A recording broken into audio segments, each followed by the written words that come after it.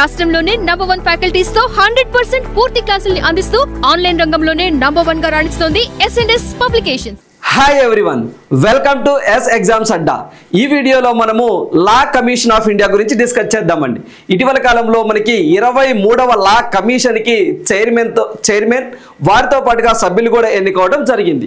రాబోతున్నటువంటి ఎగ్జామ్లో ఖచ్చితంగా ఈ యొక్క లా కమిషన్ ఆఫ్ ఇండియా గురించి ఒక బిట్టు మనం ఎక్స్పెక్ట్ చేయొచ్చు. అసలు ఈ యొక్క లా కమిషన్ ఆఫ్ ఇండియాని ఎప్పుడు ఏర్పాటు చేశారు, అంటే before independence and after independence దీనికి చైర్మన్స్గా ఉంది ఎవరు, అసలు ఇది ఏమి చేస్తుంది, దీని యొక్క టెన్యూర్ ఎంత, దీని యొక్క లా కమిషన్ యొక్క స్ట్రక్చర్ ఏంటి అనేవి మనం ఎగ్జామ్ పాయింట్ ఆఫ్ వ్యూలో ఈ వీడియోలో చూద్దాం. అయితే ఇక్కడ లా కమిషన్ ఆఫ్ ఇండియా అనేది అసలు ఏం చేస్తుంది సార్ అంటే, ఇది మనకి సుపరిపాలన అందించేందుకు శాస్త్రీయమైనటువంటి పద్ధతిలో న్యాయ సంస్కరణలు రూపొందించడానికి. సో ఇది మనకి ఎందుకు సార్, దీని యొక్క ప్రధాన ఉద్దేశం ఏంటి సార్ అంటే, సుపరిపాలన అంటే గుడ్ గవర్నెన్స్ను అందించేందుకు శాస్త్రీయమైనటువంటి పద్ధతిలో న్యాయ సంస్కరణలు రూపొందించడానికి ఈ యొక్క లా కమిషన్ను ఏర్పాటు చేయడం జరిగింది. అయితే ఇది ఏ ఏ విషయాల్లో సంస్కరణలు తీసుకురావాలి అని చెప్పేసి ప్రభుత్వం ప్రతిపాదిస్తుందండి. ఆ విషయాలపై కమిషను ఆ యొక్క విషయాలపై ఈ యొక్క న్యాయ శాఖకు సలహాలు సూచనలు ఇస్తూ ఉంటుంది. దానితో పాటుగా అంటే అంతేకాకుండా సంస్కరణలు అవసరమని భావించిన ఏదైనా విషయంపై కూడా కమిషన్ స్వయంగా పరిశీలించవచ్చు. అంటే ఏదైతే మనకి ప్రభుత్వం ప్రతిపాదించినటువంటి అంశాలు, ఈ యొక్క అంశాల మీద న్యాయ సలహా ఎలా ఉండాలి అని చెప్పేసి ఎంక్వైరీ సమాచారాన్ని కోరవచ్చు. దాంతో పాటుగా స్వయంగా లా కమిషనే అవసరమని భావిస్తే ఏ విషయం పైనైనా కూడా ఈ యొక్క లా కమిషన్ సొంతగా స్వయం పరిశీలన జరపవచ్చు. ఈ యొక్క లా కమిషన్ అనేది చూడండి ఏ మినిస్ట్రీ కింద పనిచేస్తుంది సార్ అంటే, ministry of law and justice అని చెప్పేసి అంటాం. ఈ యొక్క ministry of law and justice కి సలహాలు సూచనలు ఇవ్వడానికి ఏర్పడినటువంటి ఒక హెడాక్ కమిటీ అన్నట్టు, అంటే టెంపరరీ అని చెప్పేసి అన్నట్టు. దీన్ని మనము కాన్స్టిట్యూషనల్ బాడీ అనకూడదు, దీన్ని మనము స్టాట్యుటరీ బాడీ అనకూడదు, దీన్ని జస్ట్ మనము ఎగ్జిక్యూటివ్ బాడీ అని మాత్రమే అనాలి. మనకి కొన్ని ఎగ్జామ్ పాయింట్ ఆఫ్ వ్యూలో ఇవి క్రింది ఇచ్చిన ఆప్షన్లో ఏవి కాన్స్టిట్యూషనల్ బాడీసు, ఏవి స్టాట్యుటరీ బాడీసు ఇలా అడుగుతున్న సందర్భాలు ఉన్నాయి. సో అందువల్ల ఈ యొక్క లా కమిషన్ అనేది ఏ విధమైనటువంటి బాడీ సార్ అంటే, ఇట్ ఈజ్ ఏ ఒక ఏజెన్సీ అండి, ఇట్ ఈస్ ఎగ్జిక్యూటివ్ బాడీ అని చెప్పేసి అంటాం. అంటే it is a neither constitutional body neither statutory body అని చెప్పేసి మనం చెప్పాలి. సో చూడండి, సో మనకి లా కమిషన్ భారత ప్రభుత్వ ఉత్తర్వుల ప్రకారం ఏర్పాటు చేయబడినటువంటి ఒక ఏజెన్సీ. దాన్నే మనం ఏమన్నాము అంటే, ఇట్ ఈస్ ఎగ్జిక్యూటింగ్ బాడీ అని చెప్పేసి అంటామండి, ఎగ్జిక్యూటింగ్ బాడీ అని చెప్పేసి అన్నాం. అదే విధంగా it is a non statutory body. చూడండి, నాట్ స్టాట్యుటరీ, నాట్ కాన్స్టిట్యూషనల్, రాజ్యాంగబద్ధ సంస్థ కూడా కాదు. అంటే రాజ్యాంగబద్ధ సంస్థ అంటే ఏంటి సార్ అంటే, రాజ్యాంగంలో ఒక ఆర్టికల్ దాని గురించి తెలుపుతుందండి. ఫర్ ఎగ్జాంపుల్ కాగ్ అని చెప్పేసి అంటాం, లేకపోతే ఫినాన్స్ కమిషన్ ఆర్టికల్ 280, ఇలాంటివి కాన్స్టిట్యూషనల్ బాడీస్. మరి స్టాట్యుటరీ బాడీస్ అంటే చట్టబద్ధమైనటువంటి సంస్థలు. For example reserve bank of India కానివ్వండి, ఓకే. అదేవిధంగా మనకి యూజీసీ ఇటీవల కాలంలో వార్తల్లోకి వచ్చింది, యూనివర్సిటీ గ్రాంట్స్ కమిషన్ కానివ్వండి, ఇవి ఒక పార్లమెంట్ చట్టం ద్వారా ఏర్పడతాయి. కానీ లా కమిషన్ అనేది ఏంటి, అవసరాన్ని బట్టి ఫిక్స్డ్ టెన్యూర్కి 3 సంవత్సరాల కాలానికి ఏర్పడేటువంటి ఒక ఎగ్జిక్యూటింగ్ బాడీ అని చెప్పేసి అంటాం. అయితే ఇది స్వతంత్రానికి పూర్వమే ఉందండి, ఇది స్వతంత్రానికి పూర్వమే చార్టర్ యాక్ట్ 1833 ప్రకారము. సో ఏ యాక్ట్ ప్రకారము, చార్టర్ యాక్ట్ 1833 ప్రకారము మొదటిసారిగా 1834లో లార్డ్ మెకాలే అధ్యక్షతన ఏర్పాటు చేయడం జరిగింది. సో ఇక్కడ మీరు ఈ రెండు కూడా గుర్తుంచుకోవాలండి. యాక్ట్ అయితే మాత్రం 1833, ఆ చట్టం ద్వారా 1834 నుంచి లార్డ్ మెకాలే అధ్యక్షతన ఈ యొక్క లా కమిషన్ ఏర్పడడం జరిగింది. బిఫోర్ ఇండిపెండెన్స్ ముందండి. ఆ తరువాత 1853లో, 1861లో, 1879లో కూడా ఈ యొక్క లా కమిషన్ పనిచేయడం జరిగింది. ఎప్పుడు బ్రిటిష్ వాళ్ళ హయాంలో. ఆ తరువాత మనకి ఆఫ్టర్ ఇండిపెండెన్స్ స్వతంత్రం వచ్చిన తరువాత 1955వ సంవత్సరంలో మొట్టమొదటి లా కమిషన్ ఏర్పాటు చేయడం జరిగింది. అంటే ఇక్కడ మీరు అర్థం చేసుకోవాల్సింది before independence, after independence. Before independence అంటే స్వతంత్రానికి పూర్వము చార్టర్ యాక్ట్ 1833 అండ్ ఫోర్స్ మాత్రం 1834 లార్డ్ మెకాలే అధ్యక్షతన ఏర్పడటం జరిగింది. ఆ తర్వాత ఆఫ్టర్ ఇండిపెండెన్స్ 1955వ సంవత్సరంలో మొట్టమొదటి లా కమిషన్ ఏర్పాటు చేశారు. అయితే ప్రతి 3 సంవత్సరాలకు ఒకసారి తాత్కాలికంగా నియమించబడుతుంది. ఎన్ని సంవత్సరాలకు ఒకసారి? ప్రతి 3 years ఒకసారి అని చెప్పేసి మీరు ఆన్సర్ చేయాలి. ఎందుకంటే ఫ్లోలో ఒకసారి 5 సంవత్సరాల కాలానికి అని చెప్పేసి అంటారు. నో, 3 సంవత్సరాల కాలానికే. అదేవిధంగా ఈ యొక్క లా కమిషన్ అనేది న్యాయ మంత్రిత్వ శాఖకు సలహాదారుగా వ్యవహరిస్తుంది. ఇందులో మనం మాట్లాడుకున్నాం కదా, ఇది ministry of law and justice కింద పనిచేస్తుందని చెప్పేసి. మరి ప్రస్తుత లా మినిస్ట్రీగా ఎవరున్నారు సార్ అంటే అర్జున్ రామ్ మేఘ్వాల్ గారు ఉండడం జరిగిందండి. వీరు రాజస్థాన్ స్టేట్ కి సంబంధించినటువంటి పర్సన్ లా మినిస్ట్రీగా ఉన్నారు, చూసారా వారు. అయితే ఈ యొక్క లా కమిషన్ కి సంబంధించి చూసాం కదా, ఇందాల మనము లార్డ్ మెకాలే అని చెప్పేసి అన్నామా, ఈయన సో ఏదైతే బ్రిటిష్ హయాంలో దీన్ని ఏర్పాటు చేయడం జరిగింది అని చెప్పేసి మనం డిస్కస్ చేసాం. సో ఆ తరువాత అసలు దీని స్ట్రక్చర్ ఎలా ఉంటుంది, దీని నిర్మాణం ఎలా ఉంటుందో ఒకసారి చూద్దాం. దీనికి ఒక చైర్మన్ ఉంటారండి, దీనికి ఒక చైర్మన్ ఉంటారు, ఫుల్ టైం చైర్మన్ అని చెప్పేసి అంటాం. అంటే ఫుల్ టైం చైర్మన్ అంటే ఏంటి? ఆ 3 సంవత్సరాలు వారే ఉంటారు అని చెప్పేసి దాని మీనింగ్. అదే విధంగా 4 పూర్తికాల సభ్యులు ఉంటారు, ఫుల్ టైం మెంబర్స్ అని చెప్పేసి అంటాం. అంటే ఆ 4గురిలో ఒక వ్యక్తి మెంబర్ సెక్రటరీ అని చెప్పేసి ఉంటారు. సో అదొక పాయింట్ కూడా మనం ఇక్కడ గుర్తుంచుకోవాలి. మొత్తం 4 మెంబర్స్ ఉంటారు, ఫుల్ టైం మెంబర్స్. వాళ్ళల్లో ఒక వ్యక్తి మెంబర్ సెక్రటరీగా పిలువబడతారు. మరొకళ్ళు 2 ఎక్స్ అఫీషియో సభ్యులు ఉంటారు. అంటే పదవి రీత్యా వాళ్ళు ఎక్స్ అఫీషియో సభ్యులుగా ఉంటారు.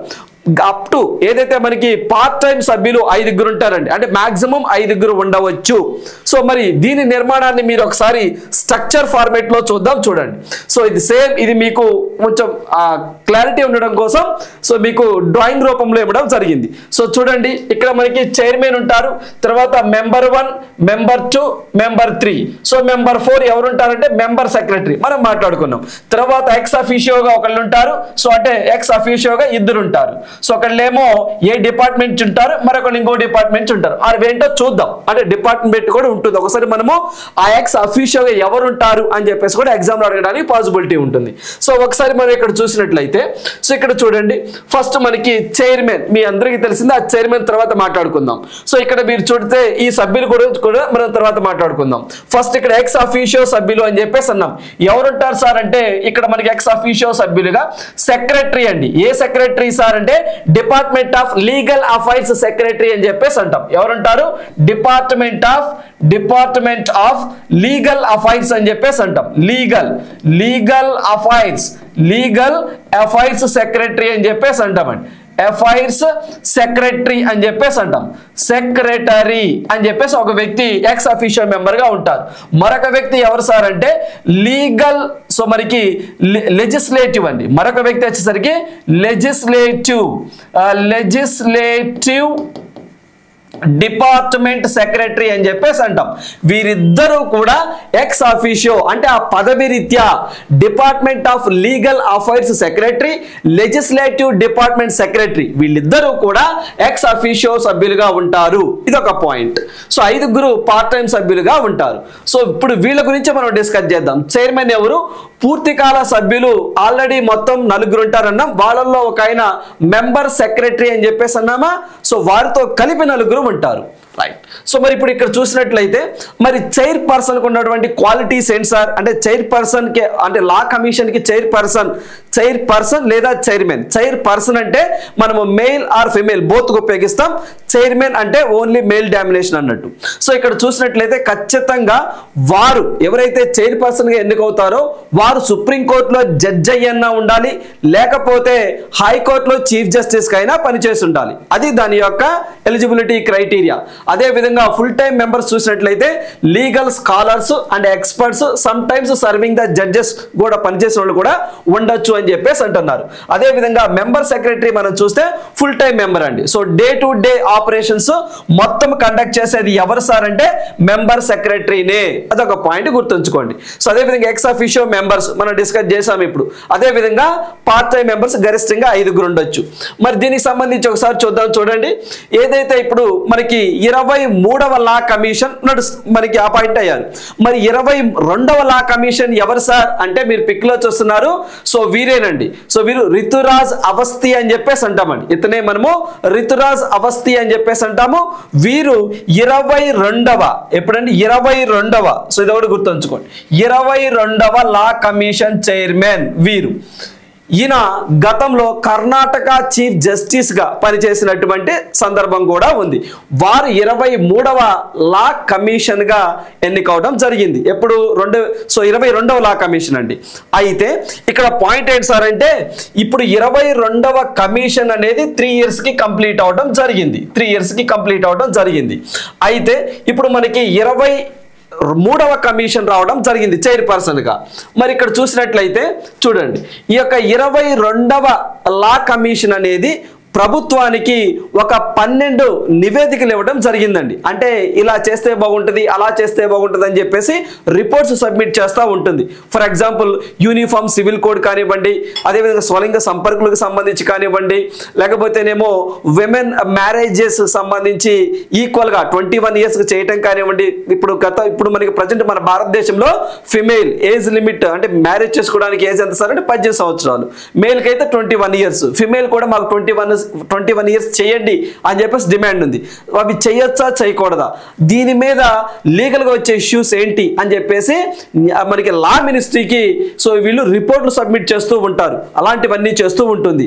అలా ఇలా 22వ లా కమిషన్ ఎవరైతే ఉన్నారో రితురాజ్ అవస్థి అని చెప్పేసి అంటామా, ఈ యొక్క లా కమిషన్ అనేది మొత్తము 12 రిపోర్ట్స్ని సబ్మిట్ చేసిందండి. మొత్తము కూడా 12 రిపోర్ట్స్ని సబ్మిట్ చేసింది. గుర్తుంచుకోండి, ఎన్ని రిపోర్ట్స్ సార్ అంటే 12 అండి, 12 రిపోర్ట్స్ చేసింది. అవి మనకి ఏమేమి సార్ అంటే 278 నుంచి 289 వరకు మొత్తము సో మనకి 12 రిపోర్ట్స్ని సబ్మిట్ చేసింది. సార్ ఆ 12 రిపోర్ట్స్ చదవాలా, అవి అవసరం లేదండి, జస్ట్ హెడ్లైన్. ఫస్ట్ రిపోర్ట్ ఏంటి 278 రిపోర్ట్ నెంబర్ అండి అది. సో దానికి ఏంటి సార్ అంటే చూడండి, సో మనకి ఏదైతే మనకి urgent need to amend rule 14(4) of order 6(7) of the code of civil procedure అని చెప్పేసి ఈ యొక్క కోడ్ ఆఫ్ సివిల్ ప్రొసీజర్ ని కొంచెం అమెండ్ చేయాలి అని చెప్పేసి ఇదొకటి సిఫారసు చేసింది. నెక్స్ట్ లాస్ట్ ఇది. సో ఎప్పుడైనా మీరు గుర్తుంచుకోండి, సో అడిగితే రిపోర్ట్ నెంబర్ అడుగుతారండి ఎంత అని చెప్పేసి, లేకపోతే ఏ అంశం మీద అని అడుగుతారు. అన్నప్పుడు సో మనకి ఆర్డర్ 7, సో ఇది మనకి ఆర్డర్ 7 అండి, order 7 of the code of civil procedure దీని మీద. అదే విధంగా లాస్ట్ గా అంటే మనకి ఇది మార్చి 17, 2024 289 అండి. సో ఇది మనకి 289 రిపోర్ట్ ఇచ్చింది. దేని మీద? ట్రేడ్ సెక్రెట్స్ అండ్ ఎకనామిక్ ఎంపోరింగ్ అని చెప్పేసి అంటామండి. సో మనకి ఎస్పోనోజ్ అని చెప్పేసి అంటాం. సో ట్రేడ్ మీద ఇలా గుర్తుంచుకోండి, ట్రేడ్ సెక్రెట్స్ అండ్ ఎకనామిక్ ఎస్పినోజ్ అని చెప్పేసి అంటాం. దాని మీద 289వ రిపోర్ట్ సబ్మిట్ చేసింది. సార్ ఈ రిపోర్ట్స్ ని ఖచ్చితంగా అమలు చేయాలా, అమలు చేయాల్సిన అవసరం లేదండి, జస్ట్ రికమెండ్ చేసింది. అందుకనే కదా దీన్ని అడ్వైజరీ బాడీ అని చెప్పేసి అన్నాం. రైట్. సో లాస్ట్ గా సబ్మిట్ చేసిన డేట్ కూడా గుర్తుంచుకోండి. ఏంటిది? ఇప్పుడు మనం మాట్లాడుకునేదంతా కూడా 22వ లా కమిషన్ కి సంబంధించింది. రైట్. సో ఇప్పుడు వచ్చేసరికి 23వ లా కమిషన్ అనేది మనం డిస్కస్ చేద్దాం. ఈ 23వ లా కమిషన్ కి సంబంధించి సో ఇందులో కూడా మనం డిస్కస్ చేసామండి. ఈ 23వ లా కమిషన్ సో 3 years ఉంటుందని చెప్పేసి అన్నాం. సో మరి ఎప్పుడు ఉంటుంది సార్ అంటే దీనికి సంబంధించి సెప్టెంబర్ 1 నుంచి అండి, సెప్టెంబర్ 1, 2024 నుంచి ఎప్పుడు దాకా ఉంటుంది అంటే ఆగస్ట్ అండి, ఆగస్ట్ 31, 2027 వరకు. సో ఇది మనకి ఈ 3 సంవత్సరాల కాలానికి ఉంటుంది. 24, 25, 26. సో చూడండి, constitution of 23rd commission of India 3 years term అండి. ఎప్పటి నుంచి? ఇది అఫీషియల్ గెజెట్ నుంచి మీకు చూపిస్తున్నామండి. సో ఎప్పటి సార్ అంటే సెప్టెంబర్ 1, 2024 నుంచి ఆగస్టు 31, 2027 వరకు. సో ఇది ఈ యొక్క లా కమిషన్ 23వ లా కమిషన్ సో వర్క్ చేస్తుంది అని చెప్పేసి అంటున్నారు. అదేవిధంగా లా కమిషన్ యొక్క హెడ్ క్వార్టర్ ఢిల్లీ అని చెప్పేసి అంటున్నారు. మరి దీనికి సంబంధించి కూడా ఇందులో మనము ఏదైతే చైర్పర్సన్, ఫుల్ టైం మెంబర్స్ ఇవన్నీ కామని. సో ఆ యొక్క టెన్యూర్ కూడా గుర్తుంచుకోండి. సో మళ్ళీ చెప్తున్నాను 2024. సో మనకి సెప్టెంబర్ 1 నుంచి. సో కొంతమంది అంటే కొన్ని మీరు ఆగస్టు 1 అని చెప్పేసి అనుకుంటారేమో. సో ఇది మనకి అఫీషియల్ మనకి గెజిట్లో నుంచి తీసుకున్నటువంటి డేటా చూడండి. సో వీరే ఎవరు సార్ అంటే 23వ లా కమిషన్గా వచ్చినటువంటి వ్యక్తి మనకి దినేష్ మహేశ్వరి అని చెప్పేసి అంటామండి. జస్టిస్ దినేష్ మహేశ్వరి అని చెప్పేసి అంటాం. మరి వీరు ఏ రాష్ట్రానికి సంబంధించిన వ్యక్తి? రాజస్థాన్ స్టేట్కి సంబంధించినటువంటి పర్సన్ అండి. ఏ స్టేట్ సార్ అంటే రాజస్థాన్ స్టేట్. ఇప్పుడు దీని గురించి కొన్ని పాయింట్లు మనం తెలుసుకోవాలండి. ఫస్ట్ పాయింట్, వీరు ఏ స్టేట్కి సంబంధించిన వ్యక్తి? రాజస్థాన్ స్టేట్కి సంబంధించినటువంటి వ్యక్తి, రాజస్థాన్ స్టేట్కి సంబంధించిన పర్సన్. వీరు సుప్రీంకోర్ట్ ఆఫ్ ఇండియాలో జడ్జిగా కూడా పనిచేశారండి. సో గుర్తుంచుకోండి, వీరు సుప్రీంకోర్ట్ ఆఫ్ ఇండియాలో మనకి జడ్జిగా పనిచేశారు, not chief justice, judge. So ఇక్కడ మీరు చూస్తే వీరు సుప్రీంకోర్ట్ ఆఫ్ ఇండియాలో సో మనకి న్యాయమూర్తిగా ఎప్పుడు రిటైర్ అయ్యారు సార్ అంటే 2023 మే 14వ తారీఖున పదవీ విరమణ చేశారు. ఇదొక పాయింట్. ఓకేనా? అంటే 2019లో సుప్రీంకోర్టు న్యాయమూర్తిగా ఎన్నికయ్యారు. 2023 మే 14న పదవీ విరమణ చేశారు. ఇదొక పాయింట్. సో నెక్స్ట్ పాయింట్, వీరు గతంలో సో మనకి ఏదైతే కర్ణాటక హైకోర్టు అండి, కర్ణాటక హైకోర్టు చీఫ్ జస్టిస్గా కూడా పనిచేశారు. ఎప్పుడు సార్ అంటే 2018 నుంచి 2019 వరకు కూడా. ఓకేనా? ఇది ఒక పాయింట్ గుర్తుంచుకోండి. సో కర్ణాటకకు సంబంధించి కర్ణాటక హైకోర్టు చీఫ్ జస్టిస్గా. నెక్స్ట్ తర్వాత వచ్చేసరికి మేఘాలయ అండి.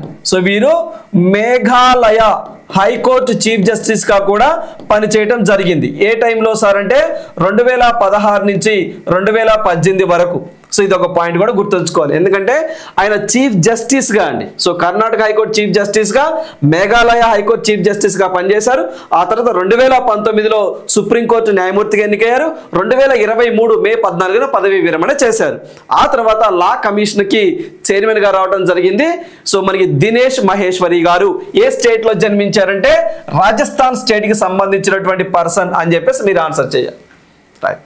సో మరి ఆ తర్వాత సో ఇక్కడ చూడండి, సో మీకు ఇదిగోండి ఇక్కడ మీరు ముగ్గురు వ్యక్తులు కనిపిస్తున్నారు. సో వీరు వచ్చేసరికి మీకు దినేష్ మహేశ్వరి గారు. సో ఇద్దరు సభ్యులు ఎన్నికయ్యారు అని చెప్పేసి అన్నారా? ఆ ఇద్దరు సభ్యులు ఎవరు సార్ అంటే హితేష్ జైన్ అని చెప్పేసి అంటామండి. చూడండి, హితేష్ జైన్ అని చెప్పేసి అంటాం. వీరు హితేష్ జైన్ గారు.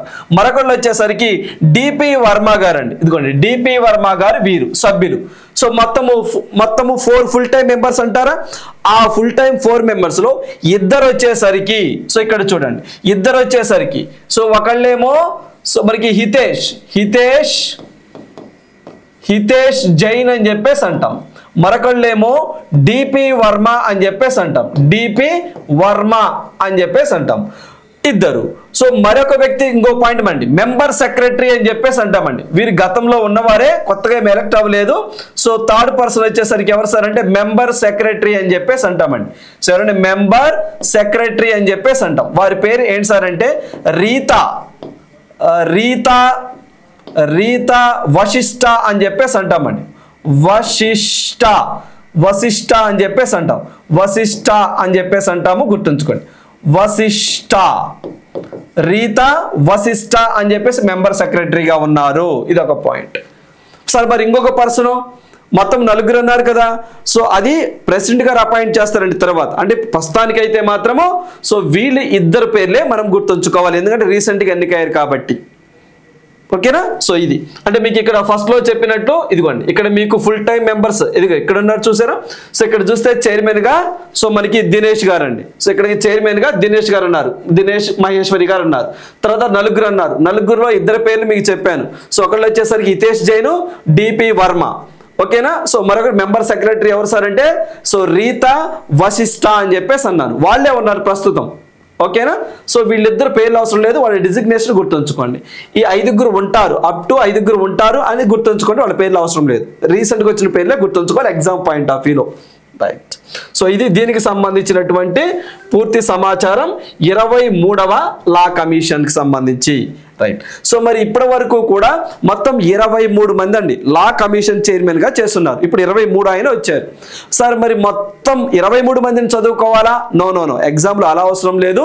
మీరు ప్రీవియస్ పేపర్లో ఒకసారి చూసినట్లయితే మామూలుగా ఫస్ట్ ఎవరు, లాస్ట్ ఎవరు ఇలా అడుగుతున్నారు. బట్ మనం కొంచెం సేఫ్ జోన్లో ఉండడం కోసము ఫస్ట్ ముగ్గురు ఎవరు లా కమిషన్కి, లాస్ట్గా ముగ్గురు ఎవరు ఇవి చదువుకుంటే సరిపోతుంది. సో ఇక్కడ చూడండి, మీకు లా కమిషన్ అని చెప్పేసి అన్నారు, వాటి యొక్క చైర్మన్స్ అన్నారు, కమిషన్ పదవీ కాలం. 1వ లా కమిషన్ గా సెతల్వాద్ గారు అండి, జస్టిస్ సెతల్వాద్ గారు 1955 నుంచి 58 మధ్య కాలంలో చేశారు. 2వ లా కమిషన్ వచ్చేసరికి టీవీ వెంకట్రామ అయ్యర్ గారు 58 నుంచి 61 వరకు చేశారు. తర్వాత 3వ లా కమిషన్ గా జేఎల్ కపూర్ అని చెప్పేసి అంటాము, 61 నుంచి 64 వరకు చేశారు. వీళ్ళు టాప్ 3 అండి, అంటే ఫస్ట్ 1, 2, 3 ఇవి సేఫ్ జోన్లో. నెక్స్ట్ ఏం చేయాలి సార్? మరి 4, 5, 6, 7 అప్ టు 20 దాకా ఎక్కడికి వెళ్ళింది సార్ అంటే అవి చదవలసిన అవసరం లేదు. ఇక్కడే మీరు స్మార్ట్గా చదువుకోవాలి. లాస్ట్ ముగ్గురు చదువుకోండి మళ్ళీ. సో 21వ లా కమిషన్ ఎవరు సార్ అంటే బల్బీర్ సింగ్ చౌహాన్ అని చెప్పేసి అంటాం, 16 నుంచి 18 వరకు చేశారు. 22వ లా కమిషన్ ఎవరు సార్ అంటే రితురాజ్ అవస్థి, డిస్కస్ చేశాం కదా, కర్ణాటక హైకోర్టు చీఫ్ జస్టిస్గా చేసినటువంటి వ్యక్తి. 20 నుంచి 24 వరకు అండి. యాక్చువల్గా సో మళ్ళీ ఒక పొడిగించారండి, తర్వాత పదవీ కాలాన్ని వీరు పొడిగించారు యాక్చువల్గా 3 సంవత్సరాలకే. కానీ ఆ తర్వాత ఈ పదవీ కాలాన్ని సో మనకి 2024 ఆగస్టు 31 వరకు కూడా పొడిగించడం జరిగింది. సో ఇది ఒక పాయింట్ గుర్తుంచుకోండి. రైట్. సో ఆ తర్వాత 23వ లా కమిషన్ గా దినేష్ మహేశ్వరి గారు రావడం జరిగింది.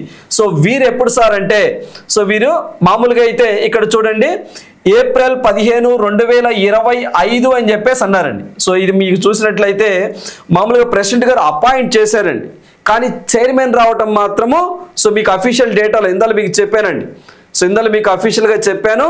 సో ఇది మాత్రం ఇదొక క్లారిటీ తెచ్చుకోండి. ఇది మీకు అఫీషియల్ డేటాలో ఎప్పటి నుంచి అన్నది ఇదిగోండి. సో సెప్టెంబర్ 1 నుంచి అన్నదే ఫిక్స్ అవ్వండి. బట్ మీకు ఈసారి ఇక్కడ ఎందుకు ఇచ్చాం సార్? మీకు కొంత అవేర్నెస్ ఉండడం కోసం చెప్పామండి. కానీ ఆ టైంలో అంటే ఏప్రిల్ 15, 2025కి సంబంధించి ఇలా ప్రెసిడెంట్ గారు అపాయింట్ చేశారండి, ఇలా 23వ లా కమిషన్ వస్తుంది అని. ఓకేనా? సో మరి ఎప్పటి నుంచి అపాయింట్ అయ్యారు ఆ క్లారిటీ కోసమే ఇక్కడ ఇలా ఇవ్వడం జరిగింది. సో ఇది మనకి ఎప్పటి వరకు అంటే 2027 ఆగస్టు 31 అండి. సో ఇది ఒకటి ఆగస్టు 31 అని చెప్పేసి గుర్తుంచుకోండి. రైట్. సో ఎందుకంటే వీళ్ళ 6 పేర్లు గుర్తుండాల్సిందే ఖచ్చితంగా, no doubt about that. Right. So గతంలో ఎలాంటి క్వశ్చన్ అడిగారు లా కమిషన్కి సంబంధించి ఒకసారి క్వశ్చన్ చూడండి. సో ఇది మనకి గతంలో ఒక ఎగ్జామ్లో అడిగినటువంటి క్వశ్చన్.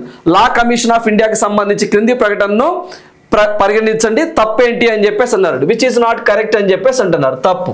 సో ఇక్కడ చూస్తే it is a non constitutional question judicial body అంటున్నారు. One of the functions is to be communicate its the opinion to the president on the subjects relating to the legal administration అని చెప్పేసి అంటారు. Its reports are not submitted to the parliament అంటున్నారు. It has no sumoto decision power to undertake in the research by itself అంటున్నారు. So ఈ క్రింది వాటిలో select the answer using the code given the below అని చెప్పేసి అంటున్నారు. అంటే incorrect ఏంటి అని చెప్పేసి అంటున్నారండి. సో దీనికి సంబంధించిన సమాధానాన్ని మీరు కమెంట్ రూపంలో ఆన్సర్ చేయండి. అంటే ఇక్కడ ఆప్షన్ 1, 2, 3, 4 కింద ఖచ్చితంగా మీరు కమెంట్ చేసే ప్రయత్నం చేయండి. సో ఇది ఓవరాల్గా మనకి 23వ లా కమిషన్ అండ్ లా కమిషన్కి సంబంధించినటువంటి పూర్తి సమాచారం. ఖచ్చితంగా రాబోతున్నటువంటి ఎగ్జామ్స్లో ఖచ్చితంగా ఒక బిట్టు మనం ఎక్స్పెక్ట్ చేయొచ్చు. సో ఇలాంటి కంటెంట్ కోసం మన ఛానల్ని సబ్స్క్రైబ్ చేసుకోండి, లైక్ చేయండి, షేర్ చేయండి. Thank you. All the best.